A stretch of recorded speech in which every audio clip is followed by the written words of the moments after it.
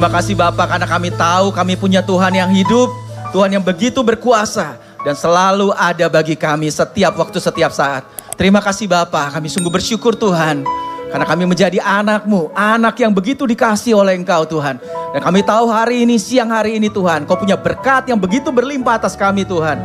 Biarkan kami bisa raih setiap berkat-Mu Tuhan, terutama berkat melalui firman-Mu Tuhan. Karena kami tahu firman itu yang akan memulihkan dan mengubahkan kehidupan kami. Terima kasih Bapa, berbicaralah bagi kami siap terima berkat-Mu melalui firman-Mu Tuhan. Di dalam nama Yesus kami berdoa. Amin, amin, amin, amin. Silakan duduk.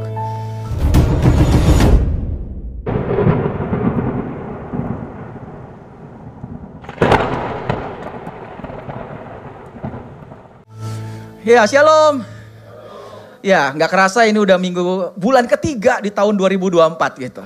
Dan hari ini tema khotbah saya adalah bagaimana kita bisa meraih setiap berkat yang Tuhan memang sudah siapkan dalam hidup kita. How to take possession of the blessing. Kenapa? Karena YHS punya tema utama adalah the overflowing love of Yahweh. Dan tahun ini bulan yang ketiga itu bicara tentang bagaimana kasih daripada Yahweh itu bisa mengubah kemalangan menjadi berkat. Berapa banyak saudara yang siap diberkati? Amin. Kenapa? Karena sebetulnya memang Tuhan sudah memberkati saudara. God has declared you blessed. Ini pakai ed present past tense. Tuhan sudah mendeklarasikan bahwa kita adalah orang-orang yang diberkati. And no one can reverse it. Dan tidak ada satupun juga yang bisa mengubah. Amin. Kita sudah diberkati. Tapi memang ada istilah di dalam kekristenan yaitu already finished but not yet done. Segala sesuatu Tuhan sudah selesaikan di kayu salib. It is finished. Sudah selesai semua. Tapi semuanya belum terrealisasi. Itulah. Tapi semuanya sudah Tuhan kerjakan. Tuhan sudah memberkati. Karena itu hari ini saya mau ajak kita untuk kita taking possession of God's blessing. Untuk kita justru bisa ambil semua berkat-berkat Tuhan yang memang Tuhan sudah sediakan buat kita. Makanya dia katakan ke orang Israel, contohnya dalam Ulangan 1 dikatakan begini, lihatlah Yahweh Elohimmu telah mengaruniakan negeri itu kepadamu. Sudah dikaruniakan. Tapi ada action yang harus dilakukan, yaitu apa? Sekarang maju dan milikilah negeri itu. Kalau ini adalah negerinya, Tuhan sudah berikan semua. Pasti kita terima, pasti karena dibilang apa? Yahweh Elohim telah memberikan. Tapi sekarang Tuhan mau kita maju untuk terima, untuk ambil apa yang memang Tuhan sudah sediakan buat kita. Dan untuk masuk ke negeri ini, masuknya lewat mana? Jelas lewat pintu. Makanya zaman dulu kalau untuk nyerang sebuah kota ada pendobrak pintu. Jadi kita harus tahu bagaimana akses untuk kita bisa masuk merebut daripada kota yang Tuhan sudah berikan. Tuhan sudah berikan semua berkat itu, tapi kita harus tahu aksesnya seperti apa. Nah, dikatakan di Roma begini bahwa melalui dia kita sudah memperoleh jalan masuk ke dalam anugerah oleh iman. Dikatakan di sini Tuhan sudah menyediakan segala sesuatu melalui kasih karunia-Nya. Kehidupan kita is all about grace hari ini. Kenapa kita bisa diselamatkan? Karena kasih karunia kita diselamatkan, bukan karena kita benar. Kenapa hari ini kita bisa diberkati? Karena memang Tuhan sudah memberkati kita karena kasih karunia-Nya. Tapi dikatakan di sini dengan jelas, we have the access. Hari ini saudara bisa masuk ke tempat ini, pasti nggak ada yang lompat jendela, betul? Karena untuk masuk ke tempat ini hanya ada 2 pintu akses. Pasti semua saudara lewat pintu yang di belakang atau pintu yang di depan, betul? Jadi saudara harus tahu dulu aksesnya supaya saudara bisa masuk ke tempat ini.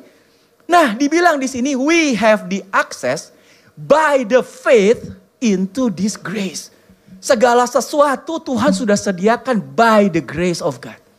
Kasih karunia Tuhan cukup buat kita katanya. Tuhan udah sediakan semua yang sudah diberikan, it is finished. Tapi aksesnya adalah by the faith. Untuk kita bisa terima semua itu. Makanya semua promise is received by the faith. Tuhan mau kita terima semua janji Tuhan yang Dia janjikan, setiap berkat Tuhan. Bahkan dikatakan di sini God has made a great many promises. Tuhan udah buat begitu banyak janji-janjinya yang luar biasa. Great many promises. And they are all yes. Semuanya iya. Because of what Christ has done. Karena apa yang Kristus memang sudah lakukan. It is finished. Dia udah lakukan semuanya. Dan kita tinggal bilang apa? So through Christ we say, Amen. Udah terjadilah. Untuk apa? Untuk memberi kemuliaan buat Tuhan kita. Itulah yang Tuhan mau. Makanya dikatakan lagi di Lukas, berbahagialah. Siapa sih orang yang berbahagia? Berbahagialah ia yang percaya. Percaya bahasa rohaninya itulah iman. Aksesnya lewat iman. Berbahagialah ia yang percaya karena apa yang dikatakan Tuhan kepadanya akan terjadi. Setiap janji Tuhan, bahkan bahasa Inggrisnya lebih keren. Karena dikatakan, you are blessed. Lihat, tema bulan ini sekali lagi Tuhan itu sudah memberkati kita. You are blessed. Tapi ada kata kuncinya. Kenapa? Because you believed. Pakai ed. Karena kamu sudah percaya. Karena kamu bisa percaya. That the Lord would do what he said. Karena kita bisa percaya bahwa Tuhan akan pasti melakukan apa yang sudah dia katakan. Amin. Janjinya iya dan amin. Dia adalah pemegang janji. Nah, saya mau ajak hari ini kita belajar yang namanya active faith. Iman itu bukan cuma sekedar percaya dan kemudian kita tunggu. Karena ternyata Tuhan mau iman kita itu aktif. Sama kayak tadi Tuhan udah kasih negerinya. Makanya Tuhan bilang maju, ambil, rebut. Lewati aksesnya, yaitu apa? Melalui iman katanya. Itulah yang Tuhan mau. Nah, kehidupan ini sesungguhnya adalah sebuah journey from passive to active faith. Jadi yang kita harus usahakan dalam hidup ini bukan mengusahakan kasih karunia-Nya. Karena Tuhan sudah berikan semuanya. Tapi yang kita harus usahakan adalah bagaimana kita dari iman yang pasif menjadi iman yang aktif. Apa iman pasif dan iman aktif nih? Nah, ada satu kalimat bagus dalam bahasa Inggris dikatakan you believe in God but you don't trust Him. Memang agak susah diterjemahin ke bahasa Indonesia. Karena kamu percaya kepada Tuhan, tapi sebetulnya kamu gak percaya. Gitu. Karena bahasa Indonesia kurang kaya, kata believe dan kata trust sama-sama diterjemahan ke percaya gitu. Apa bedanya believe dan trust? Believe itu cuma percaya karena sebuah bukti. Tapi kalau trust itu lebih mempercayakan. Saya pernah cerita ilustrasi waktu itu tentang Charles Blondin di sini kalau saudara ingat. Tahun 1859 dia adalah orang yang tercatat pertama kali jalan di atas seutas tali atau tambang di air terjun Niagara. Dia jalan dari Amerika ke Kanada dan pulang lagi dengan selamat dan semua orang tepuk tangan. Ada 25.000 orang yang menyaksikan itu tahun 1859. Dicatat di Guinness Book of Record. Dan kemudian setelah dia sampai lagi dengan selamat dia tanya, sekarang siapa yang mau ikut saya ke seberang dan saya akan bawa balik lagi dengan selamat di sebuah kereta dorong, gerobak. Dan waktu dia tanya, gak ada satu orang pun yang mau. Tiba-tiba ada seorang nenek tua lah begitu atau omah-omah lah tiba-tiba angkat tangan dan oleh Charles Blondin akhirnya dia dibawa ke Kanada, ke luar negeri dan balik lagi ke Amerika dengan selamat. Semua orang tepuk tangan lagi. Dan Charles Blondin tanya lagi, oke, saya kasih kesempatan lagi. Siapa yang mau ikut? Kali ini saya gendong. Gitu. Untuk keluar negeri tanpa paspor, tanpa visa dan balik lagi. Dan gak ada yang mau, tiba-tiba ada satu orang anak muda, dia angkat tangan dan kemudian anak muda ini digendong oleh Charles Blondin. Dan akhirnya balik dengan selamat. Dan waktu itu saya tanya pertanyaannya, siapa oma-oma ini? Dan siapa anak muda ini? Siapa oma itu? Mamanya, Charles Blondin. Dan siapa anak muda itu yang digendong? Tetot, bukan anaknya. Tapi manajernya. Supaya heboh, supaya seru dong. Kalau nggak ada yang digendong, ya udahlah manajernya angkat tangan. Pertanyaannya, kenapa mamanya dan manajernya berani? Kenapa orang lain kok tidak berani? Ya karena mamanya sendiri, dia percaya, dia tahu persis siapa anaknya. Manajernya juga, saya yakin ini bukan pertama kalinya dia digendong. Mungkin ini udah ke-50 kali dia digendong. Kenapa? Mungkin dia sering juga karena pasti berlatih kan. Pasti latihan bolak-balik. Jadi dia yakin sekali bahwa apa? Dia bisa mempercayakan hidupnya kepada Charles Blondin. Dan tercatat Charles Blondin meninggal tua dan sepanjang show dia tidak pernah gagal. Zero. Gak pernah gagal sama sekali dalam show-nya. Nah, begitu juga kenapa dia bisa mempercayakan? Karena dia mengenal dengan baik. Begitu juga ke Tuhan. Trust itu bicara mempercayakan, bukan sekedar percaya, believe. The better we know God, the more we trust Him. Semakin kita kenal Tuhan, semakin kita bisa mempercayakan hidup kita. Mamanya dan manajernya dia begitu mengenal. Nah begitu juga kita dengan Tuhan. Dan mengenal itu perlu waktu. Gak mungkin saudara bisa kenal saya kalau saudara gak pernah sering. Kenapa Pak Handoko mungkin lebih kenal saya? Karena setiap sekali saya datang ke Surabaya hampir selalu Pak Handoko yang jemput saya di airport. Gitu.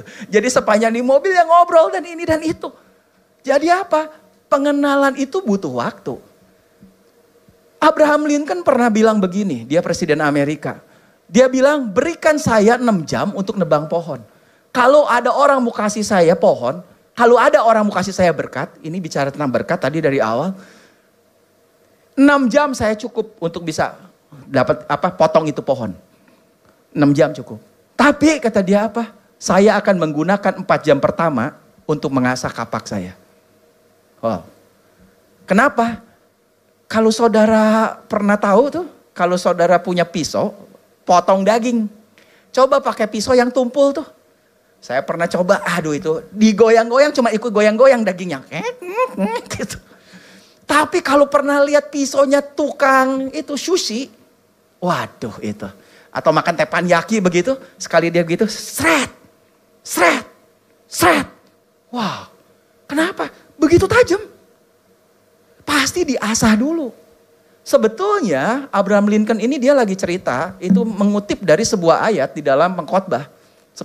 Karena dikatakan jika besi menjadi tumpul dan tidak diasah, maka orang harus memperbesar tenaganya.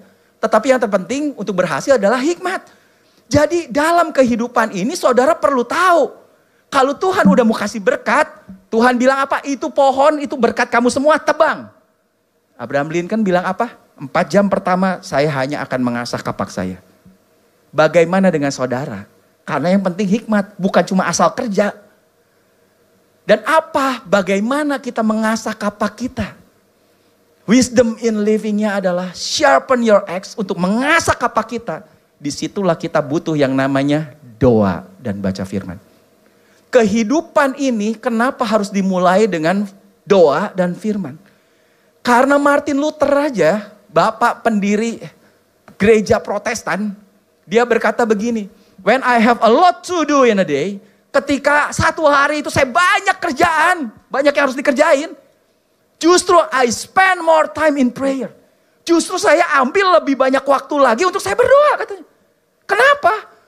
Orang banyak kerjaan tapi justru ambil banyak waktu lebih untuk doa katanya. Because more work is done by prayer than by work itself. Kita mungkin gak sadar ini. Bahwa banyak hal yang bisa diselesaikan melalui doa. Lebih daripada kita kerjakan dengan usaha kita sendiri. Amin. Siapa yang ngomong ini? Bapak orang Kristen Protestan. Dia udah kasih tahu itu. Makanya Abraham Lincoln kalau kasih 6 jam, 4 jam pertama saya asah kapak saya. Supaya apa? Untuk menghadapi kehidupan jauh lebih enak. Lebih nyaman dengan kapak yang begitu tajam. Begitu juga dengan kehidupan kita. Setiap hari kita menghadapi kehidupan. Harusnya apa? Asah. Gimana ngasahnya tadi? Dengan doa dan firman. Itulah kuncinya. Doa itu apa sih? Simple aja. Setiap hari semua orang mungkin berdoa. Paling tidak doa makan lah ya. Lupa juga doa makan. Kelewatan. Doa makan ya udah gak doa. Udah gak pernah doa, makan aja gak doa juga. Aduh kalau gitu. Nah saya mau ajar kita lebih banyak lagi doa. Kenapa? Nah apa itu doa? Doa itu simple. Doa adalah fellowship with God. Doa adalah ngobrol. Seperti kita ngobrol dengan Bapa kita. Kenapa? Itu Bapa di surga. Ya kita ngobrol aja. Apa yang diobrolin dan kenapa harus ngobrol? Balik lagi tadi dibilang. Bahwa kedekatan itu butuh yang namanya waktu. Makanya dikatakan fellowship means spending time with God. Untuk kita ngambil berhubungan itu perlu ambil waktu. Dalam doa itu tidak melulu harus permintaan dan permintaan dan permintaan. Tapi banyak orang begitu. Kalau saya punya anak tiap datang ke saya cuman meminta uang jajan habis. Pak saya mau beli itu boleh gak ya saya minta uang. Pak dia minta ini dong itu. Lama-lama kesal juga ya. Ini anak tiap datang cuma mau minta duit. Gitu. Atau meminta tolong. Bisa tolong ini gak? Tolongin ini, tolongin gitu. Gak. Jadi kita memang butuh waktu sama Tuhan. Kenapa? Hubungan butuh waktu. Kita tidak mungkin bisa menjalin hubungan yang lebih baik dengan Tuhan kalau kita tidak memberikan waktu yang lebih kepada Tuhan.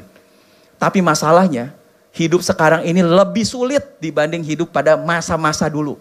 Kenapa? Karena sekarang penuh distraction, penuh pengalihan. Dan apa yang jadi utama distraction kita adalah handphone. Waduh, dan gadget semuanya itu. Makanya kalau saya doa gitu, berapa kali saudara pernah ngalami? Karena saya pernah ngalami tuh. Begitu berdoa, tiba-tiba tenenet atau tinit, aduh WA. Siapa ya? Memang saya lagi tunggu sih. Hari ini ada janjian sama orang itu. Kira-kira bisa nggak ya? Tadi sebelum doa saya udah WA ya. Jadi apa? Ya lihat dulu dong. Oh iya, aduh penting. Penting harus dibalas dulu. Balas dulu deh, penting. Ini penting, nanti doa lagi. Simpen. Begitu baru doa lagi. Aduh, dia jawabnya bisa apa enggak ya? Ah, bentar. Penting, lihat dulu. Oh gini, waduh dia nggak bisa. Kalau itu kapan nih, jam berapa ya? Aduh ini penting. Pertanyaan saya, kalau WA saudara demikian pentingnya, apakah Tuhan tidak lebih penting daripada WA saudara? Mana yang lebih penting? Saudara pikir Tuhan gak penting? Kalau semua WA saudara bilang penting? Begitu susahnya. Kalau sekarang saya ambil keputusan, begitu saya mau doa, udah handphone gak pernah kedenger. Entah di mana saya timpetin, kalau perlu di silent, kalau perlu tinggalin. Karena kalau di silent kadang masih getar, aduh. Jadi distraction itu yang justru bikin pengalihan kita untuk gak bisa fokus. Jadi ambillah sungguh-sungguh waktu doa untuk kita bisa ketemu Tuhan lah. Lebih dekat lagi, baca firman katanya di situ. Untuk lebih bisa spending time untuk lebih dekat. Pray itu apa? Paling tidak, ini ada terjemahan dari pray lah. P-nya adalah pause. Ya kita ambil justru jangan play terus, jangan jalan terus, jangan action terus. Ada waktunya kita untuk pause dulu. Stop, berhenti untuk ambillah keputusan. Untuk ambil waktu doa buat sama Tuhan.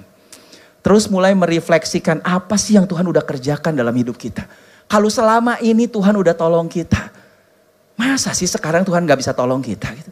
Bukankah sampai hari ini saudara masih bisa hidup dan bahkan melewati masa-masa pandemi yang begitu sulit. Nah sekarang masa sulit lagi katanya ini. Masa kita gak bisa lewati. Mulai kita refleksi bagaimana Tuhan bisa. Udah menolong kita sepanjang kehidupan kita. Dan kemudian minta, boleh Tuhan bilang apa? Mintalah maka akan diberikan kepadamu. Minta. Dan yang terakhir adalah yielding, tapi berserah. Kenapa? Yesus pun doa begitu. Biar kehendakmu yang jadi. Karena kita tahu Tuhan punya rancangan yang jauh lebih luar biasa dari kehidupan kita. Kita kadang gak tahu, cuma terbatas pikiran kita. Kita serahkan semuanya ke Tuhan. Nah jadi dalam kehidupan ini perlu yang namanya doa dan iman. Tadi di awal aksesnya adalah iman. Itu pintunya. Tapi doa ternyata prayer is the key. Kuncinya itu adalah doa. Sekarang saya tanya, mana yang lebih penting, pintunya apa kuncinya? So, mana yang lebih penting? Kuncinya apa pintunya? Dua-duanya penting. Punya pintu nggak ada kunci, nggak bisa masuk. Punya kunci, pintunya yang mana ya?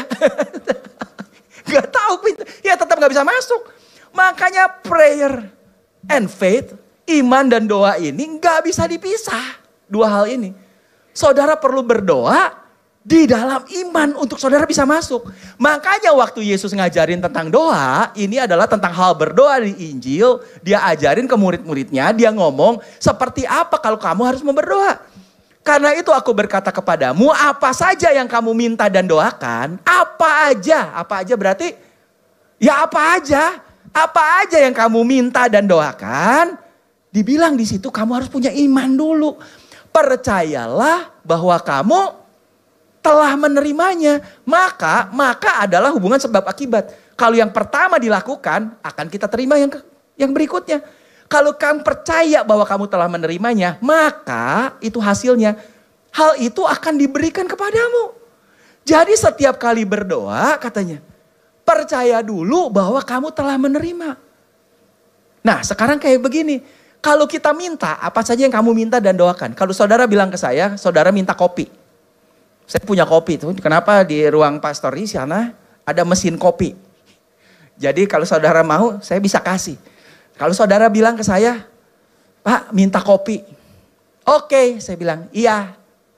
Terus saudara bilang apa? Minta kopi. Iya. Minta kopi. Iya. Minta kopi. Cepetan.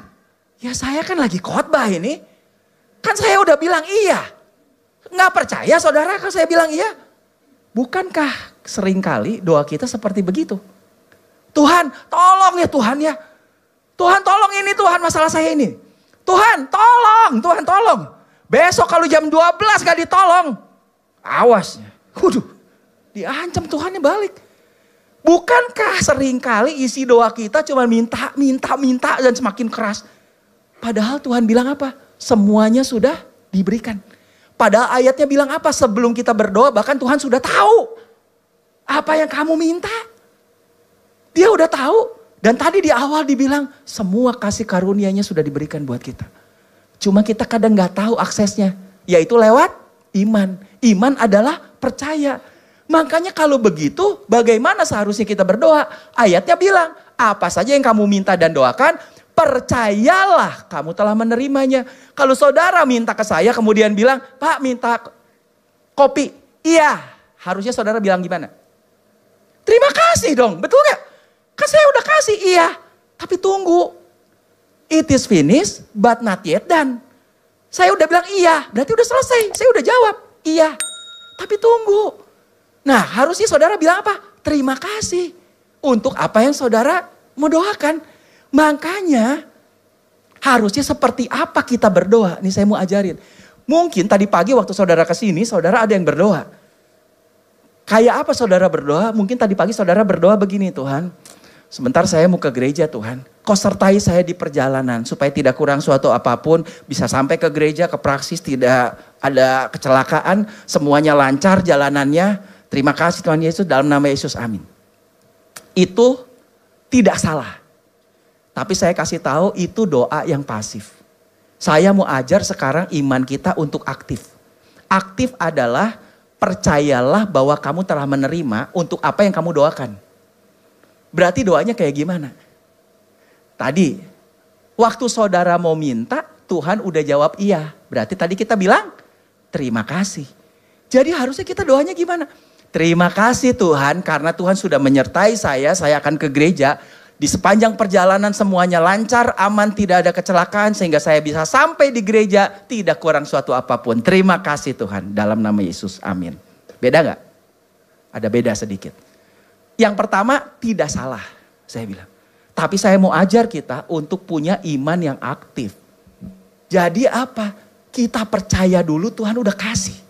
Kalau Tuhan udah kasih berarti kita ngomong terima kasih. Makanya if the only prayer you said was thank you, that would be enough. Tuh. Tadi ngobrol lagi di pastori gitu sama Elia. Mana Elia? Dia cuma bilang, betul katanya Pak. Saya kadang pulang cuma bilang satu, terima kasih Tuhan. Terima kasih Tuhan. Cukup. Karena memang dia udah kasih semua. Daripada ngoceng begitu. Bukan salah saya bilang. Minta boleh. Boleh Tuhan bilang mintalah. Tapi kan Tuhan udah kasih. Percayalah kamu telah menerimanya. Ya udah terima kasih aja. Untuk apa yang kamu minta. Ya begitulah. Makanya ayatnya kemudian bilang gini diajar di Filipi. Paulus ngajarin. Makanya janganlah khawatir tentang apapun juga. Don't worry about anything. Jangan khawatir. Kenapa? Tuhan kan tahu semua. Tapi jangan khawatir tentang apapun juga. Tapi nyatakanlah dalam segala hal keinginanmu kepada Elohim. Melalui doa dan permohonan. Lihat yang terakhir. Disertai ucapan syukur. Dibilang di situ don't worry about anything. Instead sebaliknya pray about everything. Segala sesuatu kita doa. Tapi seperti apa doanya? Tell God what you need and thank Him for all He has done. Waduh ini keren banget. Kalau saudara ngerti tensisnya. Thank Him, berterima kasihlah kepada Tuhan for all. Untuk segala sesuatu He has done. Yang Tuhan sudah kerjakan buat kita. Berarti sudah dikerjakan. Tuhan bilang kan tadi sebelum kamu ngomong aku udah tahu dan aku udah jawab. Kalau gitu apa? Thank Him lah. Berterima kasih aja. Thank Him for all He has done.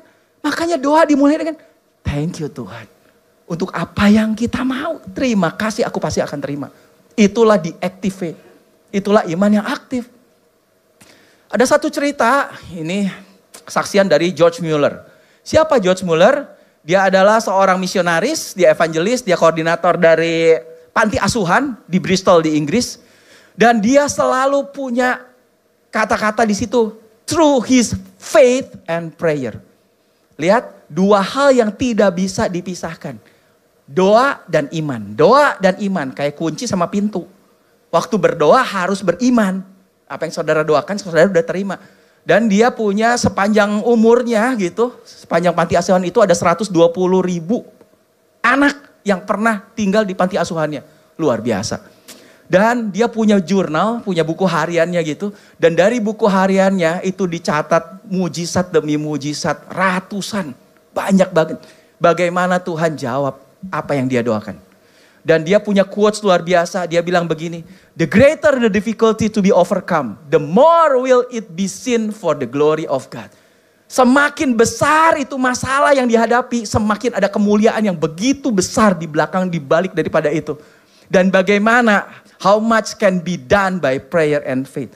Dan seberapa itu bisa terjadi karena doa dan iman. Selalu dia bilangnya prayer and faith, prayer and faith. Jadi doa itu bukan cuma minta. Tapi doa itu adalah percaya kita sudah terima. Itulah doa. Terima kasih. Jadi doa cuma bilang terima kasih. Itu sebetulnya yang Tuhan mau. Dan ada satu kesaksian yang paling terkenal dari George Mueller. Satu kali gak ada makanan semua. Jadi ibu asramanya akhirnya bilang ke George Mueller pagi-pagi, ini udah gak ada gandum, udah gak ada roti, udah gak ada susu, udah gak ada uang juga. Habis. Jadi gimana? Kemudian George Mueller bilang apa? Ya udah panggil anak-anak semua, duduk di meja makan semua. Dan waktu itu ada 300 anak.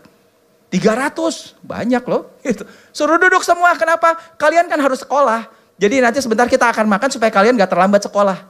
Yuk duduk dulu semua, duduk. Dan setelah itu George Mueller mulai berdoa. Gak ada makanannya nih. Dan lihat doanya nih. Dengan iman dan percaya. Dia bilang apa? Dear Father, we thank thee for what thou art going to give us to eat. Amen.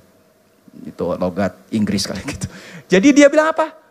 Terima Bapa yang mengasihi, terima kasih. Kami berterima kasih untuk makanan yang engkau sudah akan kasih buat kami bisa makan. Lihat gak? Sama. Percayalah bahwa kamu sudah menerimanya. Udah dikasih berarti bilang terima kasih. Makanya dia mulai dengan itu. Bapa di surga, terima kasih buat makanan yang kau sudah sediakan buat kami untuk kami bisa makan. Dalam nama Yesus, amin. Kayak begitu dia doanya. Dan begitu amin, tunggu semua kan. Nggak ada makanan di piringnya kosong anaknya. Jadi gimana? Tunggu sebentar, tenang. Nggak lama. Ada yang ngetok. Dan kemudian datang apa? Tukang roti. Dia bilang apa? Mr. Mueller, I couldn't sleep last night. Tadi malam saya gak bisa tidur. Kenapa? Saya cuma berpikir, kira-kira di panti asuhan itu ada makan gak ya? Katanya. Dan apa? Jam 2 subuh, 2 a.m. Tuhan bangunin saya. Untuk akhirnya apa? Saya dari jam 2 subuh bikin roti. Buat anak-anak di panti asuhan ini. Ini sekarang nih rotinya yang saya bikin dari jam 2 subuh. Wow. George Mueller baru tahu gak ada roti pagi-pagi waktu ibu asramanya bilang. Tuhan tahu? Dari jam 2 subuh Tuhan udah bangunin tukang roti untuk bikinin roti. Bayangin. Akhirnya, aduh makasih ya, terima kasih ya. Baru keluar, tutup pintu, baru mau duduk tiba-tiba diketok lagi. Kali ini siapa? Tukang susu. Tukang susu bilang apa? Ini saya bawa gerobak dari sini, dari rumah saya mau bawa ke pasar. Tiba-tiba sampai di depan rumah George Mueller, rodanya patah. Jadi gimana? Ini susu fresh milk. Dalam 1-2 jam kena matahari, pasti basi, kata dia. Kalau saya harus bawa ke sana, ke pasar, nggak sanggup lah katanya, nggak pakai gerobak satu-satu digotong. Nggak bisa kata dia. Didiemin juga basi. Jadi daripada begitu, nih saya kasih aja semuanya, saya sumbangin. Dan ada 10 large can katanya. 10 can, 10 jeligen gitu. Yang cukup buat kasih makan 300 anak. Ya iyalah 10 kayak begini. Luar biasa Tuhan. Makanya George Muller cuma bilang apa? Terima kasih untuk makanan yang sudah engkau sediakan. Daripada dia bilang apa? Tuhan, tolong dong minta makan. Enggak, dia sedang melakukan apa yang Yesus ajarkan tentang hal berdoa. Saya ngajarin saudara nih sekarang. Belajarlah untuk rubah. Yang dulu enggak salah. Tapi kita mau sekarang punya iman yang aktif. Kita percaya semua Tuhan udah sediain buat kita. Tadi di awal saya udah kutip satu ayat. Tuhan sudah memberkati kita dan tidak ada yang bisa mengubah. Saudara percaya itu. No one can change it. God's already declare you are blessed. Udah dideklarasikan kamu sudah diberkati. Dan George Muller makanya terkenal, dia bilang apa? The longer I go into this service katanya. The more I find that prayer and faith. Selalu dia gak pernah tulis satu. Prayer and faith. Semakin saya ada di dalam pelayanan ini, semakin saya yakin, saya melihat, saya menemukan bahwa doa dan iman can overcome every difficulty. Itu bisa mengatasi segala permasalahan. Amin. Doa dan iman begitu powerful. Dia bilang, dan itu terbukti ratusan mujizat dia alami. Hebat tuh. Jadi doa dan iman penting, itu seperti apa kita asah. Untuk menghadapi kehidupan jadi lebih mudah. 6 jam untuk motong, 4 jam ngasah. Kata Abraham Lincoln. Jadi yang pertama, doa itu apa sih? Doa itu adalah fellowship, hubungan dengan Tuhan, vertikal. Tapi doa itu ternyata ada kategori kedua, ada 2 kategori. Kalau yang pertama itu spending time with God katanya. And the other one is exercising authority from God. Yang kedua adalah kita pakai otoritas kita di dalam doa. Yang pertama hubungan dengan Tuhan. Terima kasih, kita percaya apa yang Tuhan sudah kerjakan. Yang kedua adalah doa adalah kita pakai otoritas kita. Ada satu contoh nih, Yesus ngajar murid-muridnya. Satu kali Yesus memanggil ke-12 muridnya, lalu memberikan kepada mereka kekuatan dan kuasa untuk mengusir semua roh jahat dan untuk menyembuhkan penyakit. Perhatikan sini bahasa Inggrisnya menarik. Karena dibilang di sini, dia kasih mereka power and authority. Buat apa power and authority itu dikasih? Dikasih nih, dibilang gave them, dikasihin ke murid-muridnya yang 12. Ini sebenarnya cuma contoh nih. 12 karena Yesus muridnya cuma 12 waktu itu. Dikasih dan dia bilang, ini power and authority ini can to cast out all demons and to heal all diseases. Ini power dan otoritas ini bisa mengusir semua roh jahat dan bisa menyembuhkan semua penyakit. Katakan bersama saya, semua. Sekali lagi, semua. Supaya nancep ini. Semua. Semua berarti semua. Iya, semua berarti semua. Itu aja, itu yang Alkitab bilang. Kuasa dan otoritas yang Yesus berikan bisa ngusir semua setan, roh jahat, dan bisa menyembuhkan semua penyakit. Itulah kebenarannya. Seal. Dah, terima itu. Dan kemudian Yesus utus tuh 12 murid itu. Pergilah sekarang, beritakanlah kerajaan sorga sudah dekat. Dan kemudian sembuhkanlah orang sakit, bangkitkanlah orang mati, tahirkanlah orang kusta, usirlah setan-setan. Siapa yang nyembuhin? Siapa yang ngusir setan? Kamu, katanya. Bukan Tuhan. Kamu. Kenapa? Karena otoritasnya sudah diberikan kepada kamu kan. Yang otoritas itu bisa nyembuhin semua penyakit, bisa ngusir semua setan. Jadi harusnya waktu kita lakukan ini kita bukan minta Tuhan. Makanya dibilang di sini bukan mintalah untuk Tuhan menyembuhkan. Oh enggak. Karena power dan otoritasnya sudah diberikan ke kita. Makanya sekarang kamu sembuhkan orang sakit. Kamu usir setan-setan. Jadi waktu kita hadapi, dalam nama Yesus sembuh. Setan dalam nama Yesus keluar. Bukan, Tuhan tolong Tuhan supaya setannya keluar. Tuhan tolong Tuhan sembuhkan ibu ini Tuhan. Tuhan tolong sembuhkan. Loh, kenapa Tuhan lagi? Kan Tuhan udah kasih otoritasnya. Dan muridnya pakai itu. Berhasil nggak? Lihat hasilnya. Karena ini kan dibilang sembuhkan orang sakit, usir setan-setan. Dan berhasil. It works. Buktinya apa? Dan mereka mengusir banyak setan dan mengoles banyak orang sakit dengan minyak dan menyembuhkan mereka. Wow. It works. Tapi yang menarik saya adalah begini. Tadi dibilang bahwa kuasa itu bisa menyembuhkan semua. Di sini dibilang mengoles banyak orang sakit. Tadi bilang kuasanya bisa mengusir semua setan. Di sini bilang mereka mengusir banyak setan. Banyak itu semua bukan. Ada nggak setan yang nggak bisa diusir sama muridnya? Banyak setan loh bisa diusir. It works. Tapi ada nggak yang nggak bisa diusir? Ada. Karena tahu dari mana? Oh, tahu dari ceritanya lagi. Semua dari Alkitab, lihat. Kemudian murid-murid Yesus datang. Dan ketika mereka sendirian dengan dia, kenapa? Malu dong. Gitu. Jadi lagi sendirian, datang ke Yesus pelan-pelan, mungkin bisik-bisik. Yesus, kenapa? Kenapa kami gak bisa ngusir setan itu tuh? Banyak setan bisa diusir. Tapi kenapa kami gak bisa ngusir setan itu? Padahal kuasanya bisa ngusir semua setan. Tapi kenapa kami gak bisa ngusir setan itu? Dan kira-kira jawaban Yesus apa? Kurang doa puasa? Nanti itu di belakang. Jawaban Yesus adalah apa? Ya berkata kepada mereka, simple aja. Karena kamu kurang percaya. Udah simple aja. Jadi kalau setan gak keluar, kalau sakit gak sembuh, bukan salah dari kuasa yang diberikan. Tapi salah dari personnya, dari orangnya. Karena kamu kurang percaya. Tapi apa ya? Murid Yesus aja tanda kutip gagal karena masih ada kedagingan. Murid Yesus juga masih bisa kurang percaya. Jadi hari ini kebenaran jangan digoyahkan. Bahwa semua kuasa itu bisa ngusir semua setan dan menyembuhkan semua penyakit. Karena terbukti kalau ke Yesus, semua setan dan semua penyakit keluar dan sembuh. Betul? Gak pernah kita baca gak ada. Karena memang kuasanya bisa. Tapi kenapa murid Yesus gak bisa?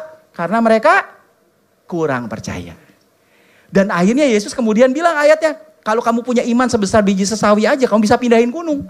Dan barulah di ayat 21-nya, jenis ini tidak dapat diusir kecuali dengan berdoa dan berpuasa. Kalau saudara baca dengan detail, sebetulnya jenis ini jenis apa? Bukan jenis setan.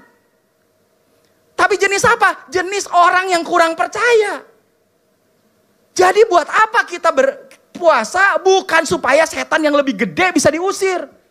Karena sebetulnya kuasa yang diberikan kepada kita bisa ngusir semua setan.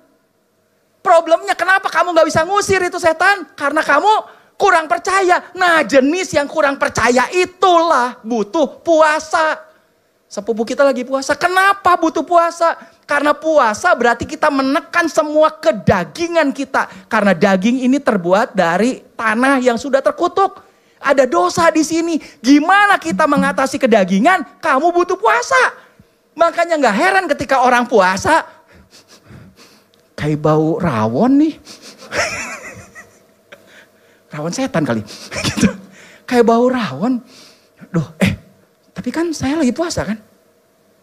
Saudara bisa menang gak mengatasi semua yang ada di dalam jiwa. Perasaan, kehendak, apa yang masuk melalui apa? Semua indera.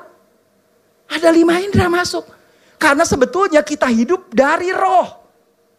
Tapi permainannya itu, pertempurannya ada di jiwa. Dan jiwa ini dipengaruhi oleh daging.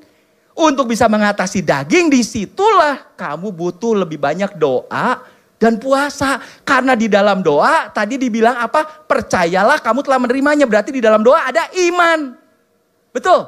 Di sini masalahnya apa? Kurang percaya, berarti kurang beriman. Kamu lebih banyak berdoa supaya kamu bisa beriman. Dan berpuasa itu kita menaklukkan kedagingan kita. Submit kepada the spirit of God. Dari rohnya supaya lebih kuat. Itulah sebetulnya. Jadi setannya sendiri itu udah pasti kalah karena semua setan udah bisa diusir. Dan siapa itu setan sebetulnya? Saudara perlu tahu. Memang di 1 Petrus dibilang apa? Sadarlah dan berjaga-jagalah. Lawanmu si iblis berjalan keliling sama seperti singa yang mengaum-ngaum dan mencari orang yang dapat ditelannya. Saya mau tanya saudara, apa yang paling berbahaya dari seekor singa? Apa? Takut jawab. Jawab yang keras. Apa yang paling berbahaya? Giginya dong, taringnya. Sekali digigit, mencengkram, gak bisa lepas itu. Kekuatan giginya. Tapi tahu gak? Ayatnya bilang apa? Di kayu salib on the cross katanya. Yesus telah disarm all authority and powers of the devil. Itu mereka, Yesus yang sudah lakukan, dia sudah melucuti segala pemerintah dan penguasa di udara. Semua sudah dilucuti, disarm bahasa Inggrisnya. Berarti apa? Udah gak punya lagi senjata. Bahkan dipermalukan menjadi tontonan umum. Saya gak kutip ayatnya, habis waktunya. Jadi apa? Sebetulnya iblis udah kalah. Iblis itu jadi seperti apa? Persis seperti ini. Singa ompong. Udah gak punya lagi power. Tapi kalau saya tanya, apa yang paling mengerikan atau menakutkan dari seekor singa? Apa yang paling menakutkan? Yang paling berkuasa, yang paling power adalah taring dan giginya. Apa yang paling menakutkan? Makanya gak heran, setan sering begitu. Cuman ngaum. Dan itu ditulis di situ jelas. Singanya itu sama seperti singa yang cuman ngaum-ngaum. Dan dia lagi cari orang yang bisa ditelen, bukan digigit. Karena udah gak punya gigi. Setan ompong. Tapi dia powernya cuman apa? Cuman ngaum doang. Saya baca sebuah testimoni dari seorang hamba Tuhan di Amerika namanya Andrew Wommack. Waktu dia umur 7 tahun, dia punya kakak, dia punya koko sama punya cici. Nah dia tidur sama kokonya karena cowok berduaan lah gitu. Dan waktu umur 7 neneknya meninggal. Dan akhirnya dia langsung bilang ke kokonya, saya mau pisah sama kamu saya pengen tidur sendiri. Udah saya mau tidur di kamar koko saya, kamar nenek saya yang baru meninggal, kata dia. Udah saya mau tidur situ. Seminggu balik lagi. Kata kokonya, wah kamu penakut, kenapa balik lagi? Ah nggak apa-apa lah. Ya udahlah saya aja yang sana. Akhirnya kokonya tidur ke sana. Seminggu kokonya balik lagi juga. Kenapa balik lagi? Ya enggak lah saya pengen tidur sama kamu, kayaknya kita tidur berdua kayaknya lebih asik ya. Akhirnya bilang, oh ya udahlah nggak apa-apa, iya memang lebih asik. Udahlah kita tidur berdua aja dah, satu kamar. Dah ceritanya. Dan sampai cecenya menikah dan pindah keluar kota. Jadi akhirnya mereka pindah ke kamar cecenya. Dah jadi sendiri-sendiri. Dah satu kali cecenya datang dari luar kota, udah punya anak. Nah bingung kan mau tidur di mana? Yang kosong cuman kamar neneknya. Dan herannya waktu dibawa ke kamar neneknya, nangis itu anak, bayi itu. Dibawa keluar, tidurin lagi. Udah tidur, begitu dibawa masuk, nangis lagi. Ternyata apa? Barulah punya ceritaan mereka.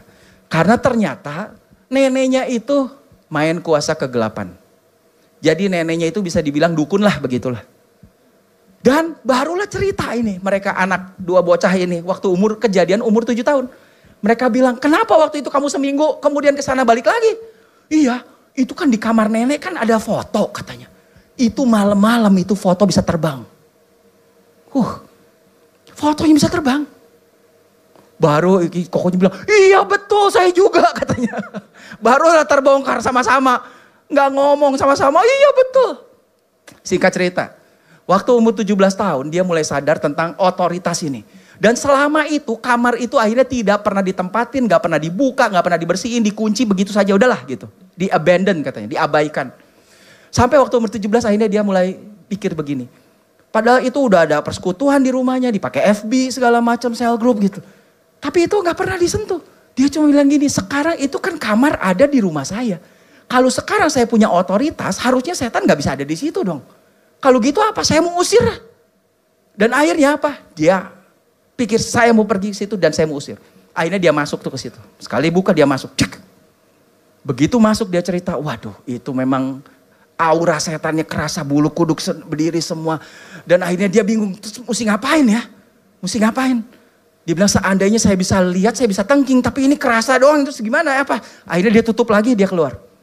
Dan depan pintu itu dia berdoa. Dia bilang gini katanya, Tuhan seandainya saya bisa lihat itu setan sebesar apa? Sengeri apa gitu mukanya? Seperti apa itu taringnya? Sebesti apa itu cakarnya? Tolonglah Tuhan kasih lihat supaya saya bisa tengking lah dia. Gitu, kata dia. Terus Tuhan jawab apa? Tuhan bilang gini, seandainya aja kamu tahu dan kamu bisa lihat. Itu setan sebesar apa? Sebesar apa? Sebesar semut. Like an ant full of mouth. Katanya. Sebesar semut. Saya gak pernah lihat orang takut semut ya. Takut kecoa masih ada, takut cicak masih ada. Tapi ada yang takut semut? Aduh semut mati dah. Sebesar semut tapi penuh dengan mulut. Makanya persis tuh ayatnya bilang. Jagonya cuman apa? koar-koar, ngaum-ngaum. Dan semakin akhir zaman saya lihat semakin promosi itu setan. Dan sayangnya seringkali saya lihat yang jadi agen promosinya, yang marketinginnya itu adalah orang-orang di gereja. Orang percaya. Yang selalu bilang bahwa setan punya power. Tahu nggak? Itu ya di situ ada setannya loh. Lo jangan macam-macam lo ke situ. Oh nanti bahaya lo itu. Tahu nggak ini di sini ada setannya lo apa segala. Seolah-olah setan itu begitu hebat, begitu besar. Seolah-olah. Dan kalau saudara pergi hari ini ke XX1, CGV atau Cinepolis, saya sebut semuanya tuh kalau masih ada lagi. Setengahnya film setan. Coba cek. Sampai kesel. Kenapa? Udah akhir zaman. Dia mau mempromosikan dirinya. Padahal dia cuma semut. Dan akhirnya Andrew Wommack begitu dia tahu gitu. Oh gitu. Kan gak ada yang takut sama semut kan. Sekali dia masuk ke ruangan itu, dia buka, bak. Itu udah gak ada lagi setannya. Dia bilang tanpa saya doain, tanpa saya apa-apain, sekali saya buka. Itu seperti udah bersih semua, udah gak ada apa-apa kata. Dan setelah itu apa ya, udah dia pel semua, dia beresin semua. Dan sejak itu dipakai ruang persekutuan. Di situ. Dia bilang apa, setan itu udah gak bisa apa-apanya. Cuman dia apa, masih nakut-nakutin. Justru seberapa saudara membuat image tentang setan, sebegitulah dia menjadi bagi saudara. Kalau saudara menganggap bahwa setan itu besar, berarti kita semakin ngomongin, semakin ceritain, semakin apa yang itu tahu, itu kita lagi membesarkan begitu setan. Sebaliknya saya kasih tahu, jadi itu kita bikin setan. Sebaliknya kalau kita membuat Tuhan lebih besar, kita tahu kita punya Tuhan yang luar biasa, yang sanggup bikin mujizat. Yang mustahil menjadi tidak mustahil. Itu kita lagi membuat Tuhan kita menjadi begitu besar dalam kehidupan kita. Betul? Saya gak sanggup tapi saya tahu saya punya Tuhan yang sanggup luar biasa besar. Kita sedang membuat Tuhan menjadi besar dalam kehidupan kita. Sebaliknya kalau kita membuat setan besar dalam kehidupan kita. Makanya gak heran setan jadi besar dalam hidup saudara. Padahal faktanya dia udah gak punya apa-apanya.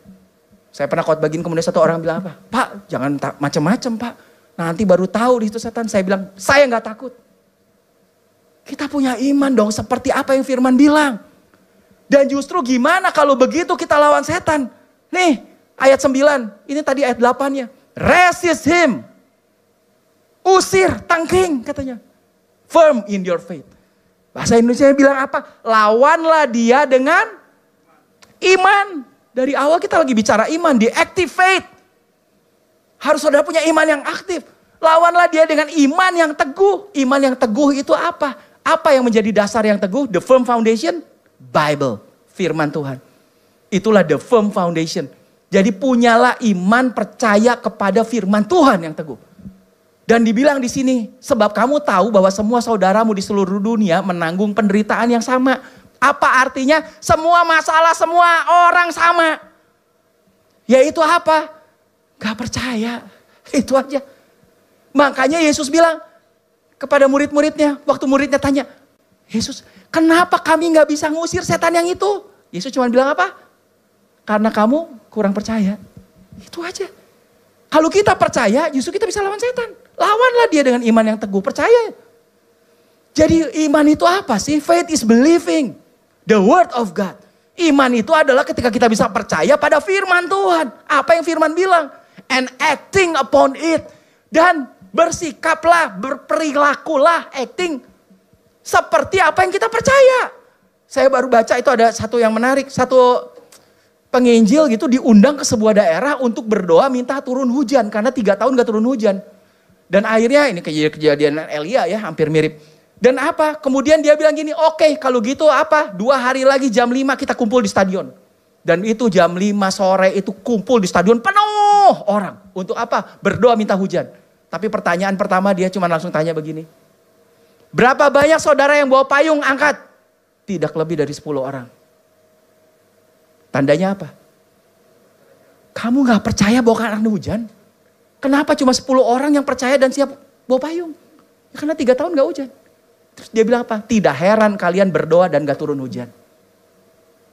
Makanya dibilang di sini and acting upon it. Berperilakulah seolah-olah kamu udah terima kan? Percayalah kamu telah menerimanya. Oh ya udah. Kamu udah terima meskipun belum kelihatan. No matter how I feel. Gak peduli perasaan kita. Jangan main perasaan dong. Kita bukan berdasarkan fakta, kita berdasarkan kebenaran diri itu. Because God promises a good result. Justru ketika kita percaya pada janji-janji Tuhan, kita akan lihat hasil yang luar biasa. Amin. Makanya Yesus lawan setan dengan firman. Ada tertulis, ada tertulis, ada tertulis. Setan dilawan pakai apa? Iman yang teguh. Iman dari firman. Dasar yang teguh. Dan kabar baiknya kalau tadi Yesus sampel 12 orang. Karena waktu itu Yesus belum mati, belum naik ke surga dan belum mencurahkan rohnya. Hari ini dia sudah mencurahkan semua rohnya atas kita. Dan semua power and authority sudah ada di setiap orang percaya. Amin. Yang bisa apa? Ngusir semua setan dan menyembuhkan semua penyakit. Itulah powernya. Karena Yesus bilang semua otoritas di surga dan di bumi sudah diberikan kepadaku. Dan hari ini orang yang percaya mengundang Yesus masuk dalam hidupnya. Berarti apa? Semua otoritas itu ada dalam hidup kita hari ini. Makanya saya mau ajar kita berdoalah dengan otoritas. Belajarlah untuk berdoa dengan otoritas. Seperti apa sih berdoa dengan otoritas? Saya tutup dengan kita praktek sama-sama lah gitu. Saya contohin lah. Saya mau ajar saudara coba. Kalau ada satu orang mungkin 3 bulan dia udah gak ke gereja. Dan akhirnya kita datangin dan besukin lah. Seorang ibu lah katakan begitu. Dan waktu kita datangin ternyata ibu ini kenapa gak ke gereja? Oh kakinya bengkak. Karena kakinya bengkak dia gak bisa jalan. Makanya 3 bulan gak ke gereja. Jadi kita datang ke situ, kita mau doain supaya sembuh. Kita percaya udah ada kuasa dan otoritas dalam kita. Nah pertanyaannya sekarang, gimana saudara doanya? Tadi, doanya gimana? Apa saja yang kamu minta dan doakan, percayalah kamu sudah menerima. Kalau kita percaya udah terima, berarti bilangnya apa? Terima kasih, mulai dari itu. Terus kita berdoa dengan iman yang aktif. Iman itu seperti apa? Iman adalah dasar dari segala sesuatu yang kita harapkan. Apa yang menjadi harapan saudara itu udah setengah dari iman. Setengahnya lagi, buktinya belum kelihatan. Itu aja. Buktinya belum kelihatan. Tapi kita harus punya pengharapan. Kalau kakinya bengkak, gak bisa jalan, harapan kita apa? Kakinya kempes, ibunya bisa jalan. Nah, kalau kita buka mata, kita lihat kakinya bengkak. Gak bisa jalan. Sekarang harapan kita kakinya kempes, bisa jalan. Kalau kita tutup mata, bisa nggak kita lihat kakinya kempes dan dia bisa jalan? Bisa nggak? Mau lihat Monas bisa, kita lihat tutup mata ya lihat Monas. Mau lihat patung Liberty aja ke New York bisa tutup mata lihat, betul kan? Kenapa? Kita bisa lihat. Itulah the power of imagination. Jadi sekarang kayak gini, iman dasar dari segala sesuatu yang kita harapkan. Harapannya apa? Kempes. Oke. Tadi dimulai dari apa? Kita bersyukur karena Tuhan sudah jawab. Apa yang kita doakan, harapan kita. Oke, jadi doanya seperti apa? Ini saya ajarin saudara. Jangan berdoa kayak gini. Aduh Tuhan kasihanilah ibu ini Tuhan lihat. Padahal dia orang yang setia ke gereja Tuhan 20-an tahun gak pernah bolos Tuhan. Sekarang kakinya kempes. Kami minta belas kasihan Tuhan. Kayak Tuhan tuh orang jahat. Gak mau jawab. Iya Tuhan minta belas kasihan Tuhan please please. Sampai please-pleasean gitu. Please lah Tuhan jawablah. Itu kakinya supaya kempes lah ibu ini kasihan banget. Loh Tuhan kan bilang kamu yang sembuhin dong. Jadi kalau gitu doanya gimana? Doanya gitu. Mulai dari terima kasih dong. Inilah doa dengan otoritas. Terima kasih Tuhan. Tutup mata. Harapan kita apa? Kempes. Terima kasih Tuhan. Karena Tuhan sudah menyembuhkan kaki ibu ini sekarang kempes dan gak sakit lagi. Terima kasih karena dia akan bisa jalan untuk bisa ke gereja lagi. Kalau ada kuasa kegelapan, karena ada penyakit dari kuasa kegelapan. Tadi usir semua setan. Aku usir semua setan dalam nama Yesus yang menyebabkan kaki ini mungkin bengkak. Tidak ada kuasa kegelapan yang boleh ada atas ibu ini karena dia adalah anak yang dikasihi oleh Bapa. Terima kasih Tuhan untuk kesembuhan yang Tuhan berikan. Dalam nama Yesus, amin. Lihat bedanya?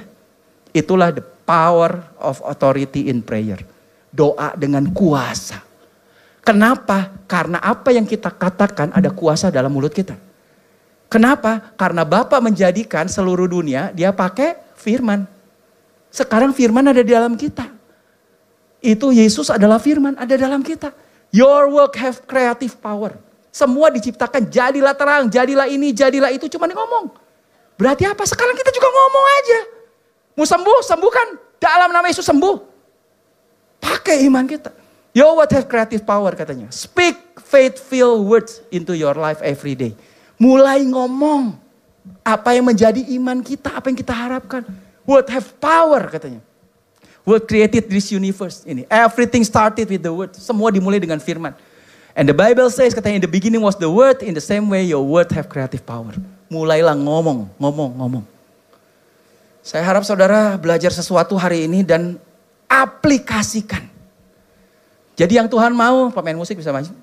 Pray continually. Berdoalah senantiasa.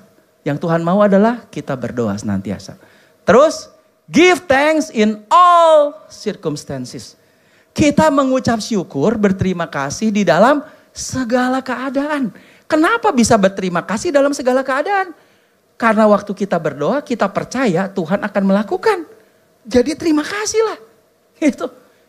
Dan for this is God's will for you in Christ Jesus. Dan inilah yang memang Tuhan mau, Tuhan gendaki bagi kita di dalam Kristus Yesus. Inilah yang Tuhan mau. Sekali lagi saya lagi ngajarin apa yang Tuhan mau. Jadi prayer adalah fellowship with God. Itu building intimacy yang pertama. Doa adalah kita berhubungan sama Tuhan. Itu membangun keintiman dengan Tuhan. Kasih waktu lah. Sisihin semua distraction kita lah. Dia prioritas utama yang begitu penting dalam kehidupan kita. Dan doa juga adalah power through prayer. Pakai kuasa dan otoritas yang Tuhan sudah berikan dalam hidup kita. Ketika kita berdoa. Jadi saya harap mulai hari ini saudara bisa make time for God. And watch God's work in your life. Kita kasih waktu buat Tuhan dan lihat Tuhan akan lakukan banyak hal dalam hidup kita. Karena dia sudah lakukan sebetulnya. Satu quotes terakhir. Ini quotes yang keren banget menurut saya. Our responsibility upon God. Cuman ini bahasa Inggris. Jadi bahasa Indonesianya kurang pas karena ini permainan kata. Your responsibility upon God is depends on how we can respond to His ability. Responsibility, tanggung jawab itu adalah respond to His ability. Ketika kita bisa merespon kepada kemampuannya Tuhan that He already gave us. Yang Tuhan sudah berikan atas hidup kita. Amin. Jadi tanggung jawab kita adalah justru kita pakai merespon terhadap kemampuan Tuhan yang Tuhan sudah berikan dalam hidup kita. Kalau saya udah kasih sesuatu buat saudara, kalau saudara nggak pakai, itu saudara tidak bertanggung jawab. Betul. Kalau Tuhan udah kasih the power and authority dalam hidup saudara. Tuhan udah kasih to cast out all demons. To heal all diseases. Pakai itu. Untuk ngusir setan, untuk nyembuhin semua orang, Tuhan udah kasih.